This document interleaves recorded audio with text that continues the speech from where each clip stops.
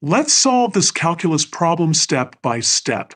We need to show that for the given function y equals the square root of 1 minus x squared, the equation 1 minus x squared times dy dx plus xy equals 0 is satisfied. Let's start by looking at our given equation. We have y equals the square root of 1 minus x squared.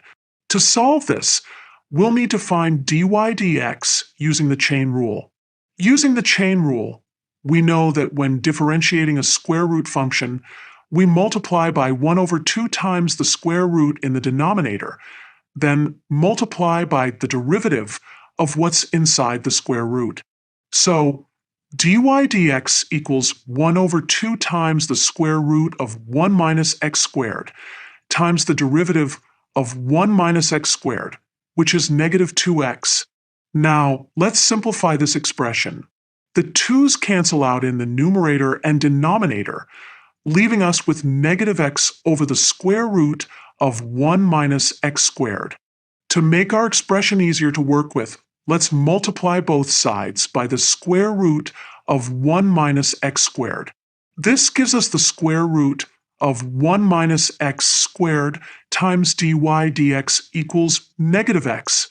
Now, let's multiply both sides by 1 minus x squared. This gives us 1 minus x squared times dy dx equals negative x times the square root of 1 minus x squared. Here's where we can use our original equation. We know that y equals the square root of 1 minus x squared, so the right side of our equation is just negative xy.